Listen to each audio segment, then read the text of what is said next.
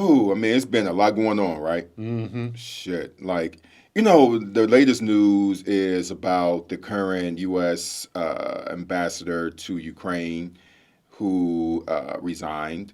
Yeah. And according to the Wall Street Journal, it's because of disagreements with the Trump administration. Of course, she has fucking disagreements with the Trump Yeah. administration, right? And the thing we're going to talk about what really brought us to Ukraine, and I think it's really important because when you think about Brink and the number one thing I'm thinking about is who her replacement is going to be, Mm-hmm. because when in this part of the world you can't send a donor that contributed millions of dollars. You need somebody that knows what the fuck they're doing. Yeah. And I have a gut feeling that the person who's going to replace Ambassador, her name is Brink. Bridget Brink. Yeah, Bridget Brink.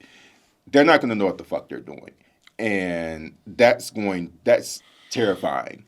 And the reason why it feels so visceral to me is because both of us have been coming to Ukraine and across what was known as the former Soviet Union for a long time. And so we care about this place. We have friendships here that people. I've been coming here nearly 30 years. I still feel like I'm only scratching the surface. Like I have so much more to learn. And I think you're right. I think Trump is going to send over somebody who is either woefully incompetent and not suited for the job, or who's going to be a sycophant, or who's going to be one of his lackeys and try to bring MAGA to Ukraine, which is exactly what Ukraine doesn't need, because MAGA is all about deciding who's a good American and who isn't a good American. And so much of the tragedy and blood in Ukraine is who's a good Ukrainian and who's a bad Ukrainian. Normally, it's divide and conquer from Moscow. So I have concerns about that. Yeah, absolutely, I'm worried about all that. But do you think that's going to work here, though? I don't. No, it won't. But Yeah. I don't think the Trump administration cares.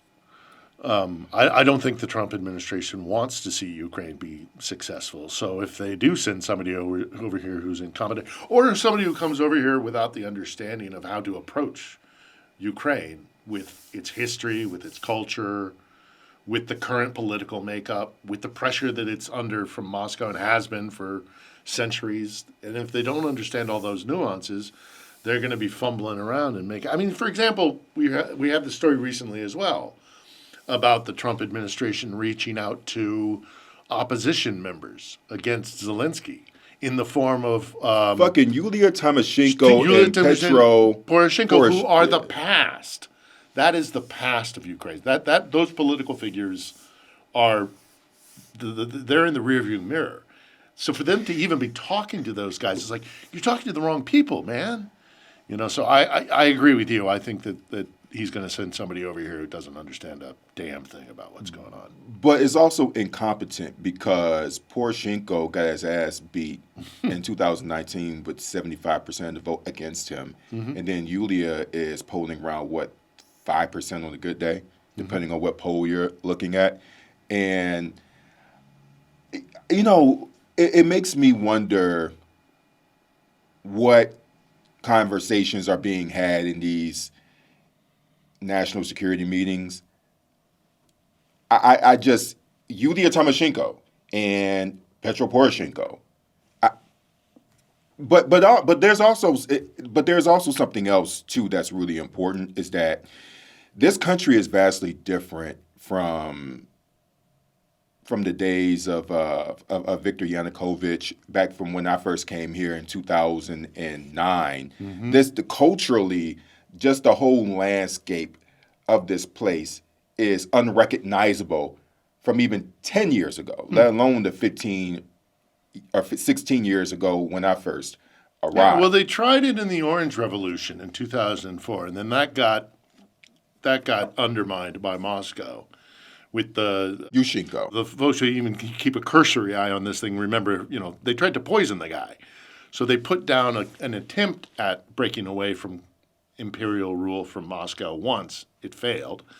Yeah, they tried. So for those who don't know, basically he was poisoned. Yeah, he was poisoned. And actually that emboldened Ukrainians. And so I think the larger point is that we are used to dealing with a psychopathic colonial genocidal nation literally on our borders. Yeah. And I think that there's some arrogance or hubris with American politicians that think, okay, they'll do what we say. And even with the Biden administration, I don't even think they adequately understood Ukraine. Well, see, this is the other. No, I agree with you. I don't think they did understand Ukraine, and I think that they were only looking at Ukraine through their own selfish kind of prism. I don't know what was good for the West and all the rest of it. But the thing that happened in 2014 that I don't think a lot of people realized is that it wasn't just a rejection of Moscow; it was a pursuit of sovereignty. And I remember all the guys that run around with their conspiracy theories about Victoria Nuland, like pulling the strings and like. They give that woman far too more much power yeah. than she actually had, Yeah. and also what that freaking recording actually was. Well, and also how did that recording see the day of light, and who benefited from it? Nobody asked that question, nor with the Podesta drops, by the way. But that's another issue. But what I think was so important for so many people to understand, both in Brussels and in Washington, is that Maidan, from my perspective, was this rejection of being a colony. Well, this idea of like we get to determine our future. And the future was we want to have closer economic ties with the West, not with the East. That's our decision to make. It is not a subjugation to Brussels or London or New York. It is our decision, and we as a democratic country and now newly sovereign from living under Moscow's empire, we are going to beat our own path. And Americans haven't realized that. I think some Europeans are waking up to this idea, although I think they're also still kind of playing with seeing Ukraine as a pawn in a larger chess game of empires, which they shouldn't be doing because that's counterproductive. Well, they are colonial imperial. They still have the mindset in Europe, right? In Western Europe. Yeah, that is true. But it's like Professor Snyder puts it. That all imperial powers kind of have to have a war in which they lose their imperial war, because then they have to look internally, and Russia still hasn't done that. So they need a good trouncing here. But when it comes to this concept of empire, we see it in Washington, and we see it from London and Brussels, that they kind of see Ukraine as part of this imperial or this game between empires. And if I had any message to send to those guys, to that leadership, it's like, you don't realize what it means for these people to break away from colony and colonization, and how important it is for them to have their own identity after centuries of occupation. I'll tell you how I got into becoming a journalist over here, because I'm interested in your story as well. So, because I think that informs this whole conversation about how we view these Western nations as, this conversation about what it means for a place like Ukraine to break away from colony. And so I was 20 years old. This is back in 2000. And I was at Philander Smith College, a historically black school in Little Rock, Arkansas. And every summer I was looking for something to do because, I didn't have any parents at that point, and my grandmother who raised me died and everything. So every summer I need to look for something to do. And I applied for a summer volunteer program, and to go someplace in the summer of 2001. And on the application, it asks you, hey, we will send people around the world free of charge. Where would you like to go? I chose all the black places, right? I chose Jamaica, I chose Ghana, I chose several countries in the continent of Africa, and I think I chose China or something like that. And there was nothing in Europe at all. And when I got the acceptance letter, it said Russia. I'm like, I don't want to go to Russia. Russia in 2000? In 2000, but actually I went in 2001. I eventually went, but keep in mind, I didn't know anything about this place. Mm-hmm. And I had all the typical stereotypes about Russia, that it's cold, and I knew where it was on the map, but as far as the type of things that we're talking about, I had no clue of it at all because I wasn't planning on doing it. So I went there, and I'll never forget. It was, first of all,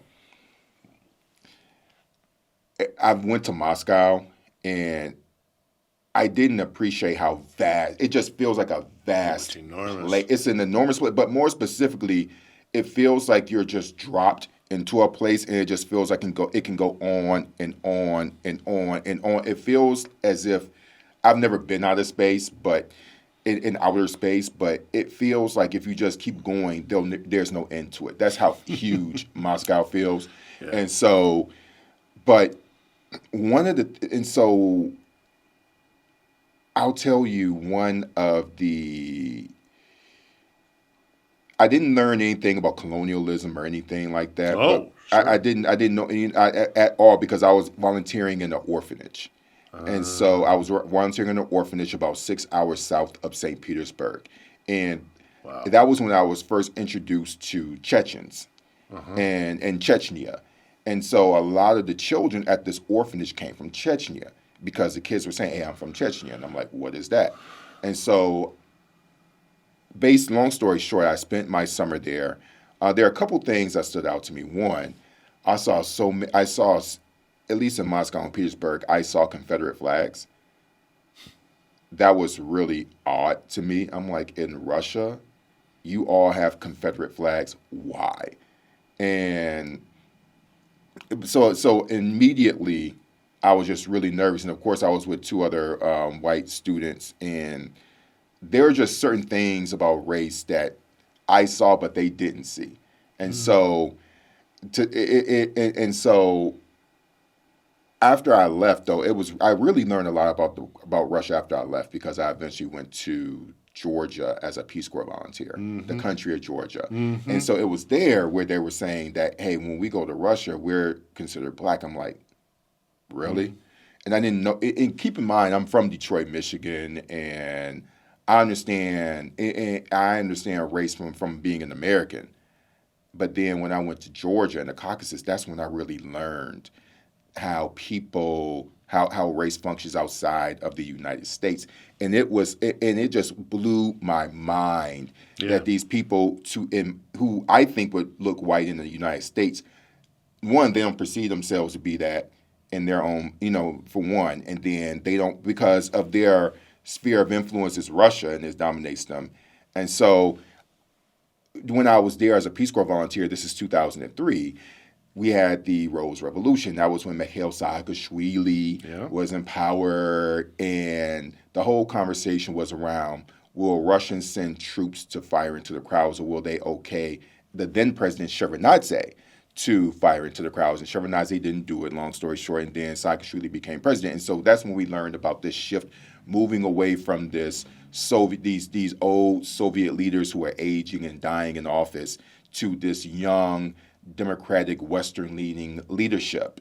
And so from that point forward, I knew that I wanted to be a journalist to really document this stuff, but not because of the politics, but I was really drawn to how people were engaging me because I was the only black volunteer in Georgia, and I just knew the conversations that the Georgians were having with me were just vastly different that they were having from my fellow volunteers, and it wasn't anything negative.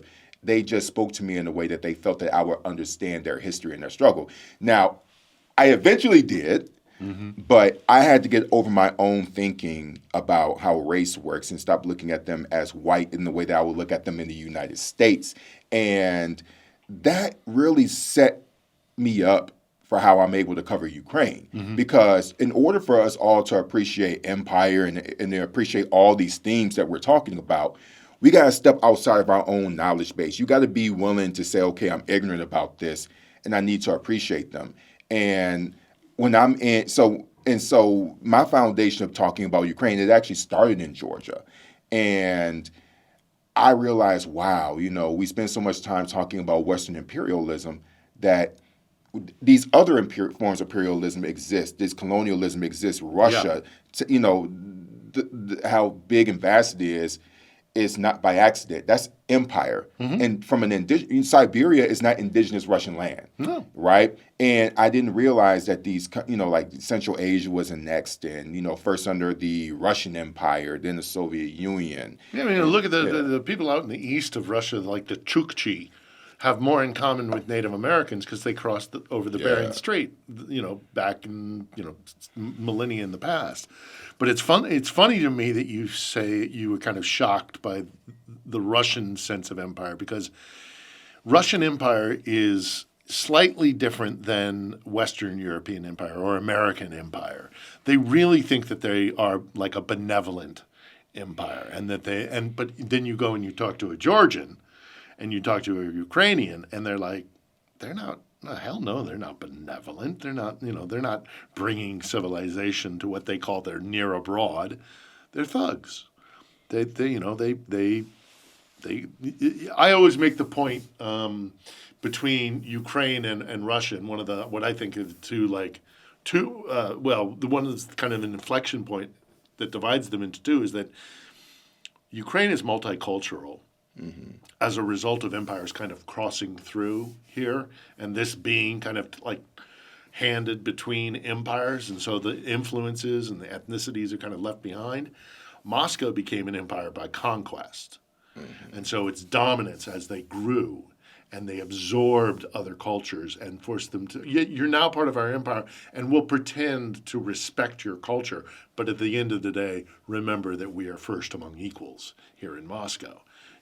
And I think that may have been the way of empire in the past. Like you could see that with the Brits or the English and like the Irish. But, that having lost their empires, they kind of have a different way of doing empire now, where it's kind of more soft power or corporate power or things like that. No, this is old-fashioned empire when it comes to the Russian Empire. This is like, you're going to speak Russian. We are going to change your history books. We are going to change your, sense of self, your sense of identity, and all of that.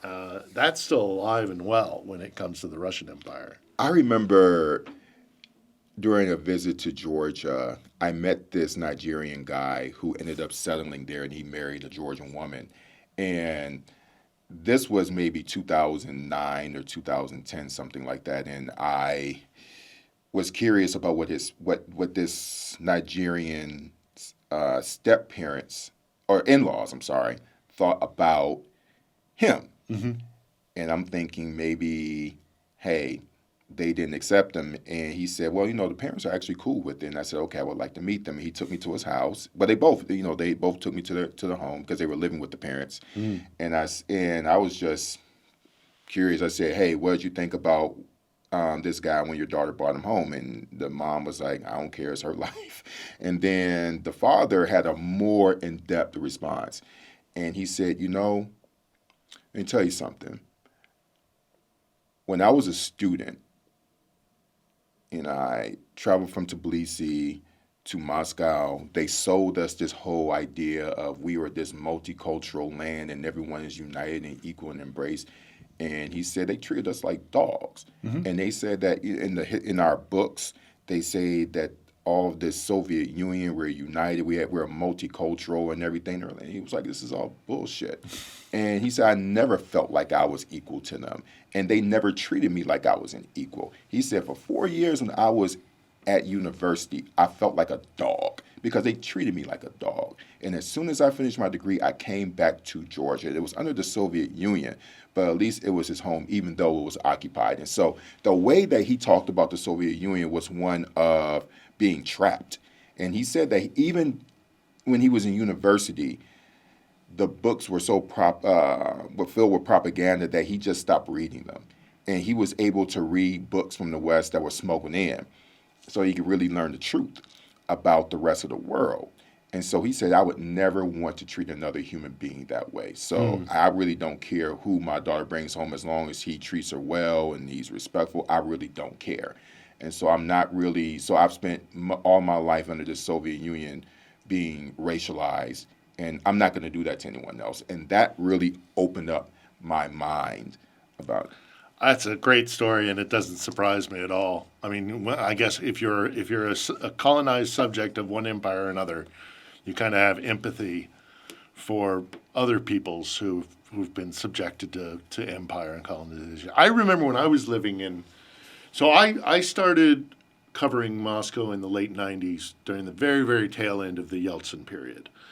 And even back then, there was. I mean, we used to go to a movie theater that showed films that were in the original English, and they had Russian subtitles, so we could actually enjoy the film. We just sit there and watch an English language film. But right next door to the place that had the theater was this market for primarily Tajik merchants from Central Asia. And almost like clockwork every month, you could bet on there being just an arbitrary raid, that they would just come through, beat people, break their stalls. They said it was cracking down on criminalization, which kind of sounds a little bit familiar for an American. That you're not really wanted here. You're obviously you're criminals, you're rapists, and some, I suppose, are good people. But that was the mentality. And they would go through this market once a month and crack it. And it wasn't so much as like disrupting their business or cracking down on criminality. It was very simple. It was very clear what they were doing. Know your place. Know your place. I mean, it's like Tulsa, It's that kind of mentality. And so I've been covering them ever since then with that understanding. But I started going to the other, former parts of the Russian Empire, whether it was here in Ukraine or Georgia, which I love as well, or the Baltics or Central Asia. It's funny the lies that the Russians tell themselves, and that they were benevolent and that everybody loved being part of the Soviet Union. Well, sure, if you were from Moscow or St. Petersburg, but if you were from Zaporizhia, or if you were from Batumi or Dushanbe, not so much. So anyhow, so then along came 9/11, and I got swept up in those wars and spent the better part of the next kind of decade and a half bouncing around, Iraq, Afghanistan, all that stuff. But after, I was here during Maidan, and on Maidan, people were like, the Russians will not let us go. They're not just going to leave. They're not just going to peacefully say, oh, okay, Ukraine, you've decided to go down a different path. That'll be fine. So the people on Maidan in 2014 were like making me promise, like, when the Russians come back, not if, when. Promise us you won't forget about us. And after COVID and getting fired by Fox, which was one of the proudest days of my life, I kind of was reassessing what I was going to do post-COVID. And then this kicked off, and it was like, well, I promised on Maidan. So I came back, and like you, I've been here pretty much the entire time of the last 3 years. So what is it that keeps you here? Because both of us, we're independent, and to me, it requires a particular amount of dedication to want to be here, and to even in a place like Kyiv, which is relatively as safe as you can get. As safe as you could get relatively, it still takes a certain amount of commitment, because even when the Shaheeds buzz, I remember, I don't know if it was a couple weeks ago when we had that massive drone attack, I literally heard the buzz and the motors. You recognize them. Oh, yeah. And I slept through it. Yeah. But I question myself, because I love the place, but I could love it from New York. But I don't want to. And I don't think I ever asked you, why do you choose to be here? Because there's so many ways that you could support Ukraine from the United States. I could be lobbying on the Hill. I could be, you're absolutely right. Part of it is that incident on Maidan. I mean, it was a really emotional moment. And I'll tell you what, since we're pals, yeah. I'll tell you the story. This is a story I don't tell often because I can sometimes get rather emotional about it. We were on Maidan and in 2014, And a buddy of mine who was a Polish cameraman for, I think it was ABC at the time, he came into town, and I'd already been here for about 2 weeks. And I said, let's go down from the hotel. We'll go down into Maidan. I'll walk you around. I'll show you where the different encampments are. You know, these are the Georgians over here. These are the kind of private sector guys who at that time were far more right-wing than they are now. These are the kind of young Europeans. This is non-Ukrainians who have kind of come in, or these are the guys from Kharkiv. These are the guys from Odessa. And we did all that. And then we were walking back to the hotel, and these two old women stepped out of the darkness, out of the shadows and the smoke and everything, because Maidan was crazy. And they stopped us and they said, "Are you foreign journalists?" And we both said, "Yeah, we are." And they immediately broke down in tears and were begging us, "Please, nie zabawają nas, don't forget about us. Please, please, please, don't forget about us. The Russians will come. Don't forget about us." And we're all in tears. Everybody's in tears. I'm in tears. My Polish cameraman friend are in tears. These two little old ladies who if I close my eyes, I can see them. They're in tears. The whole thing is incredibly emotional. And finally, we kind of break away from them, and we're walking back up the hill to go back to the hotel. And we're walking in silence for a couple of seconds, a couple of minutes. And I finally turned to my buddy, and I'm like, what the hell was that? And he says to me, "How old do you think those ladies were?" I'm like, I don't know, man. The 70s, maybe even early 80s. I don't know. I mean, they were old. Mm-hmm. Think about what their life was like. Think about what they've lived through. Yeah. You know, and they might have been, you know, they might have gone through at the very early beginning of their lives the Second World War. Certainly, they went through, you know, NKVD or KGB repression and the repression of Ukraine, and then, you know, all the chaos. Mm-hmm. They've had tough lives, man, and they don't want their children to see the same thing. And when I kind of had that, you know, chance to kind of reflect on what I just promised these two old ladies, I kind of went, well, I guess I'm obligated now, you know, because if you know anything about this culture, there's something about, you know, old women that are kind of the backbone of the country of the culture, and it's not just here in Ukraine, but kind of pan-Slavic. Yeah. So I didn't feel like I was just making a promise to these two little old ladies. I was kind of making a promise to Ukraine. Mm. And I always loved Ukraine. I've been coming here since 2001 when Pope John Paul II came here. And it was always just such a nice reprieve from Moscow. You get on a train in Moscow, go overnight, you wake up in Kiev, and it's like, okay, so these people aren't schizophrenic, and these people don't have an imperial mentality, and these people have a different culture and a different value system. So I always fell in love with Ukraine, but it was Maidan that cinched it for me. So when the full scale happened, again, I'd kind of been hoping to move away from doing news. I've covered over a dozen wars. I've seen refugee camps. I've seen stuff that, you know, I'll live with for the rest of my life. And I was hoping I would go and do documentaries about Yosemite Valley or the Pacific Coast Highway or, you know, the Great Lakes. And I was really looking forward to that. And then the full scale kicked off, and I was like, well, you know, I won't be able to look in the mirror if I don't hold true to my promise. So I came back. I've been here. And then the other, not to drag this on too long with my own personal perspective, but the other thing is I think this is the most important war of my lifetime.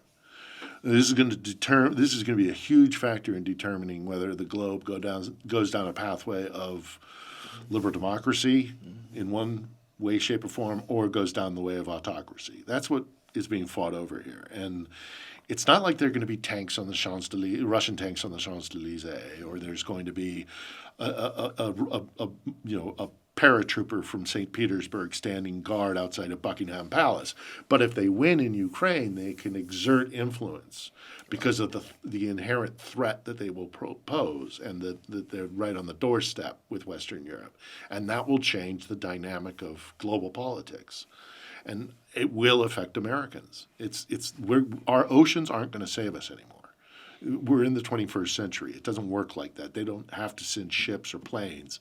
They can attack us, in cyber attacks or information warfare. I really believe this is an important war for everybody on the planet, Americans included. So I've come here and basically brought the only skill set that I've got to contribute, because you put a gun in my hand and send me to the front lines. I'm a 54-year-old man. I'm fat. I'll shoot myself in the foot. I won't be good. I won't be any good to anybody.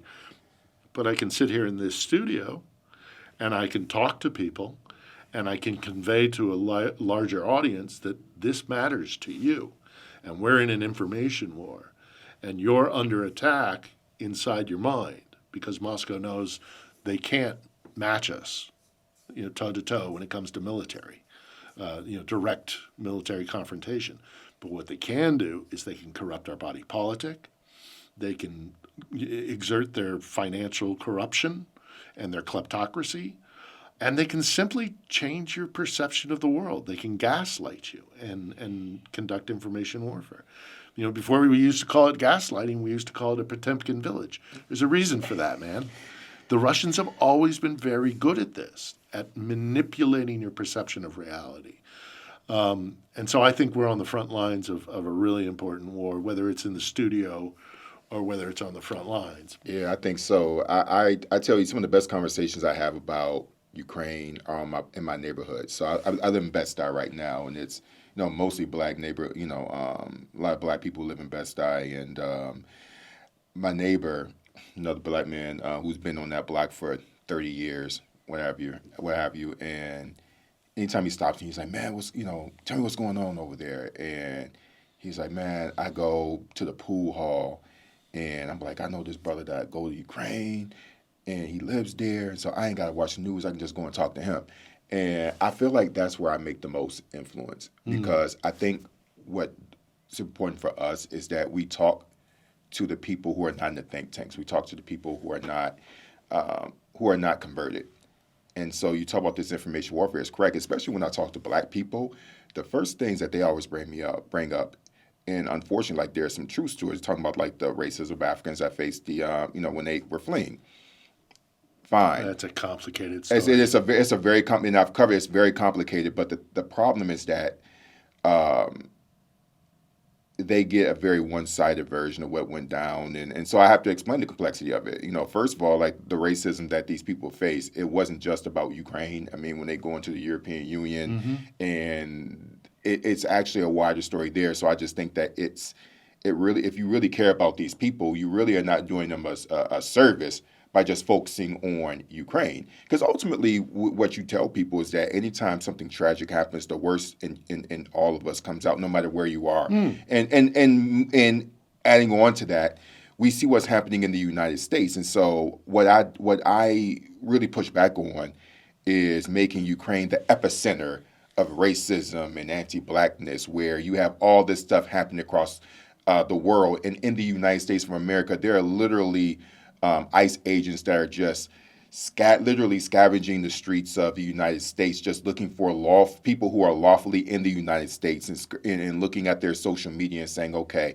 well, this is grounds to deport you. People who've been naturalized, the same situation. And so I think that it is a Moscow trick to make Ukraine that percent of Nazism and the whole 9 yards. And so what I do is say, hey, bruh, yeah, I'm pretty sure that many, and in fact, I know for a fact that a lot of these African students who were fleeing experienced some racism. I've documented the stories, and I believe them. The real question is, why do you think that this is a very unique place, right? And again, it is complex, starting off with the reasons that there are, when you're going to the border, like there are a lot of ways that the lining up of people were not handled with particular care, et cetera. Like, so there are a lot of things you could look at, but also it's the laws that are set up for people who are leaving. And so that's just not a Ukrainian issue. So for example, it's not Ukraine's fault that refugees from the continent of people who are refugees, and if they're from the continent of Africa, they're treated differently once they enter into the European Union. Right. That's a wider European Union policy issue. that supersedes anything that Ukraine could do. And so there's so many more things to it. And so I also tell people that I would not go to a country where I had to look to my left and look to my right for Nazis. I wouldn't go to a place voluntarily and be unsafe. So that is an icebreaker Yeah. for a lot of people. Well, and Moscow knows all of this, and so it tries to frame the narrative. It tries to put into a tidy little box that can be sold what's happening when the complexity is intense. And this is one of the criticism I have of my former, colleagues. Not the guys who come here and do the actual news gathering. They're working within the limitations of the industry. But the American press corps has done a crappy job here. Yeah. Really shitty job of explaining. Everything is surface level. Everything is like, this is just, they'll go out to the front lines, they'll get a couple of moments of bang bang, or they'll go to a refugee center, or they'll do this, that, or the other thing. But it's always on a surface level. And so it shouldn't come down to guys like you and me to really explain the complexities of here. But sadly, it kind of has. Yeah, I think about when the Soviet Union broke up, some of the mistakes that were made, and I think the main thing, at least from the American side, was treating Russia, the newly formed Russian Federation, as this benevolent place. And so they just made this assumption that, okay, these people want democracy. And that is something that really perplexes me to this day, because even when people talk about Russia now, I mean, of course, it's quite obvious what they're doing here in Ukraine and elsewhere, but I think one of the biggest mistakes was assuming that Russia was going to turn into this democratic state, and also beyond the Budapest Accords, where they forced Ukraine to give up its nuclear weapons. There's something else behind that, which is there was even though officially the colonial state of the USSR ended, the West still treated Russia as a colonial colleague of sorts, right? As a peer. As a peer. Yeah. And so as opposed to really recognizing that in Russia and even with Yeltsin, who we know about him, he was widely viewed in Russia as a drunk, as somebody who people brought shame to the nation, and then Putin came along, who was the and Yeltsin, when he tried to, the impression was he was trying to build democracy, but wasn't doing any such thing. When the Duma, the legislature, basically the Russian parliament, tried to exert power in, I believe it was 1994, that's when he sent tanks to shoot at the parliament. Because they were trying to do a balance of power. He saw it as and I think a lot of people within the Russian power structure saw it as a way that the Duma was trying to regain control with the Communist Party, because they were the dominant party within the Duma. So that whole thing was a mess as well. But I think you're 100% right, and I say this all the time. I think we looked at the collapse of the Soviet Union with such hubris. We won, that's done. Okay, next thing. Global war on terror, Al-Qaeda, And we looked at it with such hubris that we thought we won the Cold War, so obviously our system of the rule of law and democracy and capitalism, that's going to go east. What actually happened was that when the Iron Curtain fell, the kleptocracy and the criminality and the imperialism and all the rest of it, that went west. They started buying mansions in London and Paris and New York. Their corruption fled west. Our system didn't go east, and I think we need to clarify that. The other thing that I think we screwed up with in the collapse of the Soviet Union is, instead of sending over modernizers and a kind of a post-Cold War what is at the end of the Second World War, we had the Reconstruction Fund. Oh, you're talking about Marshall Plan. The Marshall Plan. Yeah. We should have had a Marshall Plan for the former Soviet Union. Instead, what happened was a bunch of carpetbaggers went over there and stole anything, with the help of Russian oligarchs and criminal gangs. Anything that wasn't nailed down we took, and that built resentment for the West.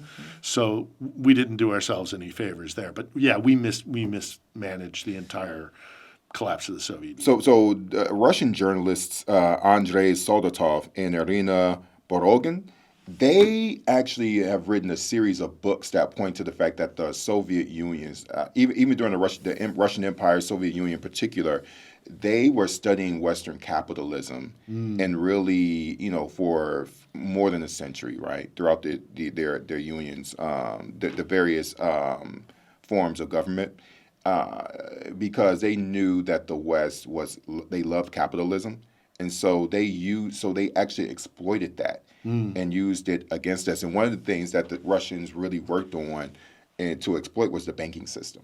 And so when you bring up the fact that they were buying property in the West and they were actually washing their money in London and Paris and elsewhere, they knew as one thing that they could look past is, when it came down to the morals of democracy and everything like that, is money. So if we can make money off of this, then the Americans, the Europeans, they're not going to pay attention to human rights. They're not going to pay attention to all these other subjects. And so they were, even during the USSR and the post-Soviet era, they were playing the West like a fiddle pretty well because based on their own hubris that you brought up. Nobody studies us more than the Russians, Americans in particular. Yeah. They're obsessed with us. In a larger picture, the Anglo-American alliance. That's what because they have a real thing about the Brits as well, and their aggrievement that they feel towards the Brits. But they see America as their almost sole enemy on the planet, certainly the primary one, and they study us meticulously. I mean, they know more about, your average Russian knows more about America than any American knows about Russia. Well, like 99% of Americans would know about Russia. They know how to play us. They know how to push on our pressure points, our divisions, the things that separate and divide us, because they always work on divide and conquer. So that we hear these stories from the 2016 election or all throughout the kind of this Trump MAGA era, that they do things like they will organize a Black Lives Matter rally across the street from a Second Amendment rally, knowing that those two communities have a tradition of maybe clashing. Because again, it's divide and conquer. And they know our class divisions, our race divisions, regional divisions, divisions of thought about LGBTQ or liberal, conservative, and they use it against us. And that's aside from telling people about Ukraine, I also constantly am trying to convey to my Western English-speaking audiences, man, we're under attack. And they know how to pressure us to attack one another. And if you're into judo like Vladimir Putin, you know that using your enemy's own energy against itself is going to be more effective than maybe a direct confrontation. Yeah, because I don't think that the Russians are particularly smart about really deep diving into our culture at all. They're deeply cynical and they look at it superficially. They don't understand the fundamental ideals of liberal democracy. In fact, they find them naive and cynically kind of rule of law. At the end of the day, it's all just about power. Let me tell you this story about a journalist, our colleague from back in the 1930s and 40s, right? His name is Homer Smith, and he was born and raised in Minnesota. So he went to the Soviet Union. In his first year, he worked in a post office in Moscow, and he did this job because he wanted to be a foreign correspondent, but none of the publications that sent correspondents around the world would hire black people. So he took some job in the Soviet Union as a postal service person, then he would freelance on the side. And so eventually he got into a full-time job, and back in the day, they had the press, so it wasn't laptops and iPads like we use right now. So you had to know how to operate a press machine. And so Homer Smith went to the office one day, and the person who was running the press machine is not there. And so Homer Smith said, I know how to work the press. And his Russian colleagues were shocked. And they said, you know how to work the press? And Homer Smith said, yeah, but what about the racism and, you all have these segregated schools and the education of black people is low? And he said, well, yeah, that's true, but we have the black press. And we also have historically black colleges and universities. And so this Russian colleague was really saying that, well, this can't be true because most of you all are uneducated and you don't. He said, well, in certain parts of the country that may be true, but we have our own press. But aren't you all restricted in your rights? He said, well, yes, but we do have the Constitution and we can't use it. And so we have hundreds of black newspapers where we can raise our voice, the Chicago Defender, et cetera. And so going back to this whole point of this very superficial look at the United States, Homer Smith saw that firsthand. And so Homer Smith just recorded this idea that, okay, these people really don't understand us. At the very core of it, you're absolutely right. On my show, On the Edge, at the end of every episode, I include a statement from Abraham Lincoln, which was written in 1855, before the Civil War, in the lead up to the Civil War. He writes this letter to his childhood friend, Joshua Speed. I believe it's it's Joshua Speed, and he talks about a whole bunch of things. And basically, he's anti-slavery because Speed's a slave owner. And at the end of the letter, and this is the quote I use, and I'll paraphrase it, is we began our this country's project by saying all men are created equal. We now say all men are created equal except for Negroes, foreigners, and Catholics. And if the know-nothings who believe in these things, which is basically they've always been with us, call them the know-nothings, call them the Confederacy, call them the KKK, call them MAGA, whatever you want to call it, this mentality of like we get to decide who's a true American and who isn't.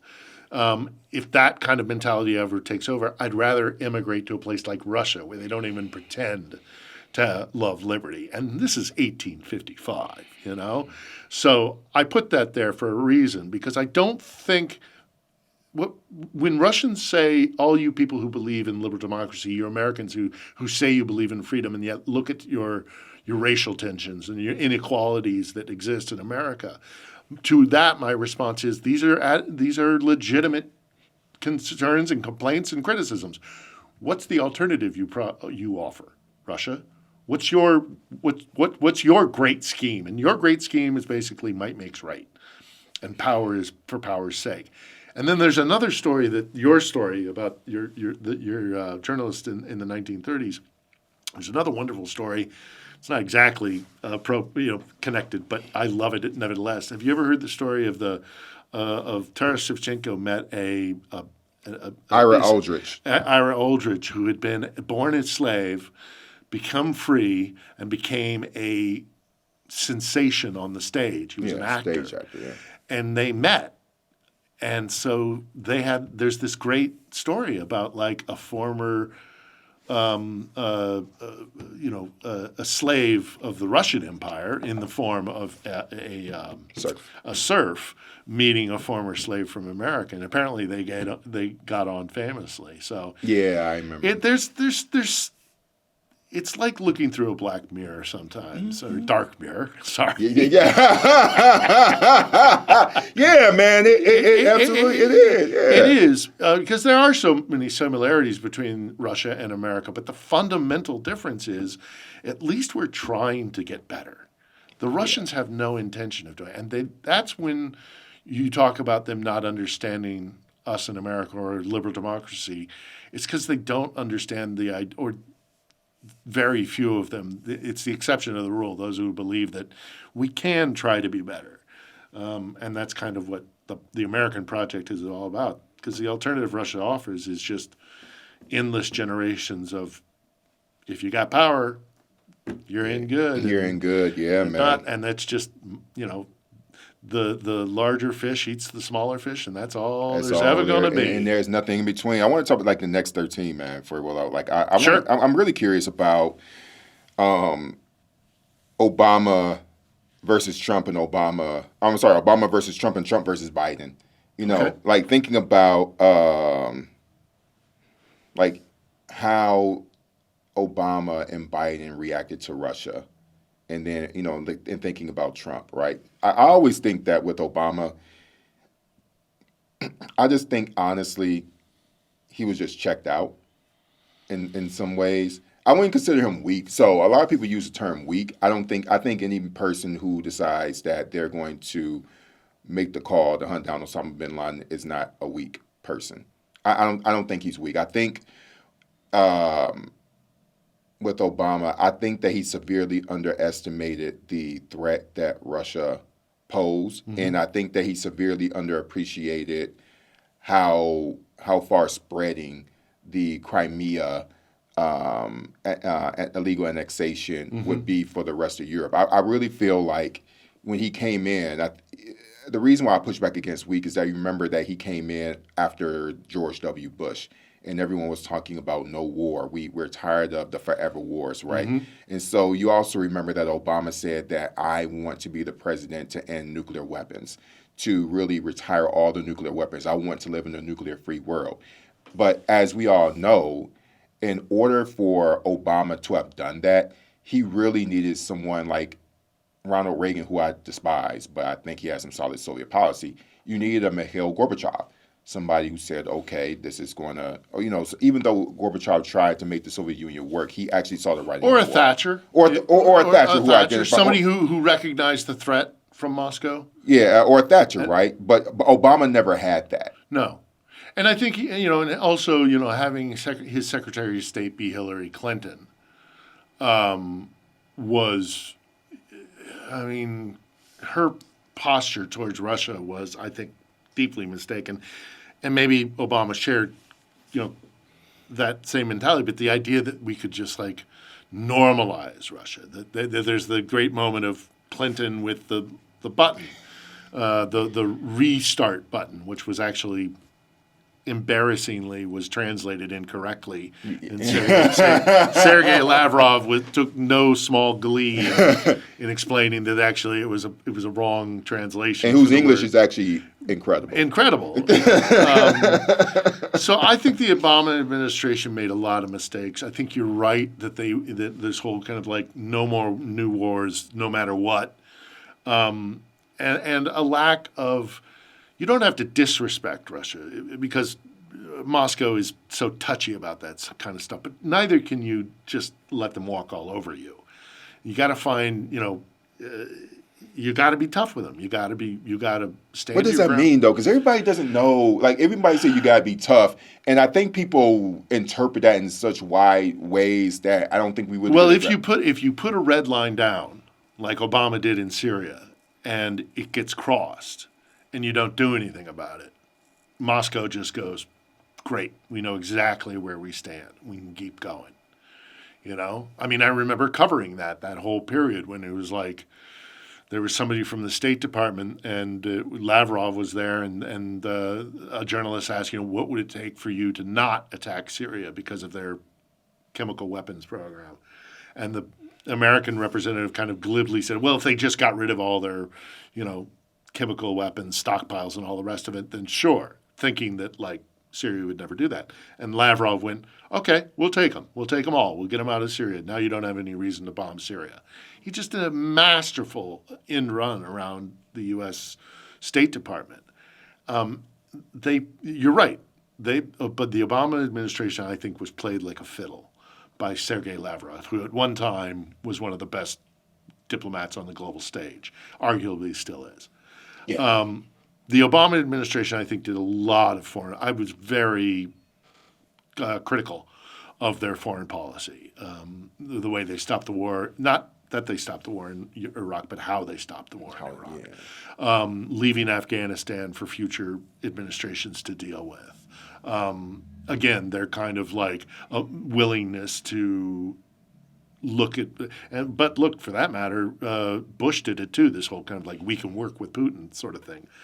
Biden's administration, I think, was right in standing with our allies against Russia, but I agree with criticism that they weren't as supportive of Ukraine being able to actually win this war.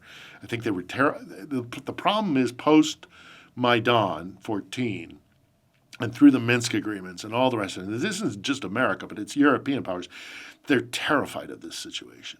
They're petrified. They're like deers in the headlights because the nuclear question, the question of what happens if Russia loses this war and the possible disintegration, what'll that mean? Migration, nuclear weapons, little fiefdoms fighting amongst themselves. The possibility of Russia losing fills these guys with dread. And yet at the same time, what does it mean for a sovereign Ukraine and a Ukraine that is now part of the European Union, which potentially could be a huge GDP and a large influence in Europe? This is, as I said earlier, this war is probably one of the most historically consequential that I will ever cover in my life. Touch wood, because the only other way is if we go into an open conflict with China. But I think the Biden administration made their mistakes. I was critical of them then, but I gave them some leeway because I thought there was some concern that if there was an overreaction or an escalation, which is what they said they were afraid of, that it would contribute to domestic politics and it would sweep Trump back in. Well, Trump got back in anyhow. So hindsight is 20/20. So I have my criticisms of Biden, but at the time I wasn't hypercritical. Was of Obama and the Trump administration. I think, sadly, and I know this gets me into tinfoil hat territory, I think the man is compromised. I really do. I think whether he's simply a fellow traveler with Vladimir Putin or whether or not he is acting in conjunction or if he's a useful idiot, one way or the other, the stuff he is saying and doing benefits Putin more than it does Ukraine. And I think that's on purpose.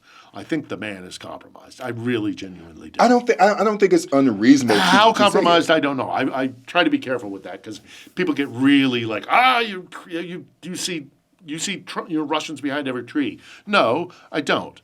But I also know Russia and how it conducts information warfare. And make no mistake about it, we're under attack. But it's also easy to make that assumption with somebody who like Trump, who's a criminal. I mean, here's the thing: Putin and Trump, they're both criminals. Mm-hmm. The only difference between the two is that Trump is actually a convicted felon, and Putin should be. Yeah, that's the only thing. I mean, the man belongs in The Hague, and he belongs behind bars for the rest of his life for what he's doing to Ukraine. That's the whole thing. They're both criminals, and it actually reminds me of our mayor in New York, Adams, another person who's compromised, right? A politician that's compromised. I mean, in this case, it's not the Russians, it's the Turks.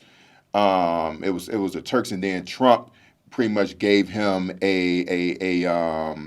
I don't know what the analogy would be, but hey, gave him a get out of jail free pass. Literally a get out of jail free pass, because I looked at that indictment. That man is guilty. Okay, but in short, it's easy to take people and who are compromised if they themselves are corrupted, and so you're dealing with these people who are criminals, and I think that's really the full cycle of all this. Is that and if Putin can drag you down to his level and compromise you that way, that's another way. And that's the whole thing, right? And that's why we all should care about this stuff, because everything, even though I brought up Adams as his domestic, which is local New York City politics, you have people from around the world that look into our country and they say, if we can, in the case of Adams, fly him out someplace. And because it wasn't like Menendez over in New Jersey where he had gold bars and things like that from the Egyptians. Adams is so cheap, you just get him a first-class ticket and he'll just do whatever the fuck you want him to do, right? But then whereas with Trump, we don't know the full details, but given the fact that this man has been convicted of fraud and lying on his taxes and say like convictions, right? And particularly the other serious situation where he is civilly liable for assaulting a woman, of course these people are corrupted. My last question, man, is, this whole thing about communicating Ukraine to Americans, because I think that's something that I'm always honing in and figuring out ways to really be meaningful, because when the war first broke out, the big war, right, in 2022, this whole thing of will Kyiv fall or not, we know that, hey, we're in Kyiv right now in this studio and it's not going to fall. But I still think that in order to keep people engaged in what we both consider to be the most consequential geopolitical war, right? That will mean so much for the rest of the world. I'm curious about how do you engage our Americans back home to really care about this even a little bit, or as much as we do. Well, the first thing is to humanize the Ukrainians, Yeah. and not let the Russians define who Ukrainians are. I think that's really important for us to say these are not Russians. These are different people, different culture with different perspective and aspirations. They're not imperial like Russia is. They're not a global threat or anything like that. They're just seeking freedom and that this is an imperial and a colonial war. That's one of the most important things. The other important thing is to tell people that this will affect you. This will affect you because it will change the way Europe operates and the European market operates and how Americans relate. I mean, look at one of the number one things that Trump is trying to achieve is a split between Europe and America by saying that Europe have been freeloaders and all this kind of stuff. That plays right into what the Kremlin wants to have. We are stronger together, Europe and America, and we need to convey to our audiences that this isn't happening in a vacuum, that what happens here will have ramifications globally. What happens with capitalistic societies like America, I think that what Russia realizes is that they tap into selfishness. Because one of the things about capitalism, it is inherently not a community-based, Yeah, and they prey upon our weaknesses like greed and corruption and weakness, division, all of these kind of things. They play right into it, and it's all about destroying us. They have no interest in, because they look upon the world as a null set. Everything is zeros and ones. It's binary. Somebody wins, somebody loses. They don't have, they hate us. They see the world as, certainly the ruling Russian elite, if it's bad for America, it's good for us, and vice versa. So look, man, we also, the other thing is that our media system is broken. Having worked within the media for years and years, we have a serious problem in that we don't have enough foreign correspondents. We don't have enough experts in a variety of different regions and topics. The way media is set up is very superficial. It's meant to be superficial. That's on purpose. It's meant to spark an emotional response long enough so that you can get to the commercials or to get clicks and views. We need to be, as difficult as it is, explaining that there's so many complexities happening here. And I know that's a pain in the ass, because it's like I'm worried about what's happening at the factory because, my cousin works there and that matters to me. That's next door. But to look at the fact that there is a bigger picture happening here. We're both guys from Michigan, though, man. At Yeah. the end of the day. So that's the whole. So the thing is about we could all have that same mindset. Yeah. How do you explain that to a guy from Saginaw? That what happens in Mykolaiv is someday going to affect you. So the way I do it, it is. But it's the way Sisyphus, man. It very much is. But the way that I do it is, I think at some point in my life, I realized that morally, we ought to be able to care about people other than ourselves. Mm-hmm. I genuinely believe that. And I think that people, I think what we see with the trade war that Trump is stupidly waging is that we've always had this assumption that no one can mess with us. And now we see that people can mess with us. Mm-hmm. People realize that our energy is not all produced here. There's this such thing as heavy crude and light crude. We're learning all this terminology and realizing that, okay, Canada sends us a particular type of crude oil.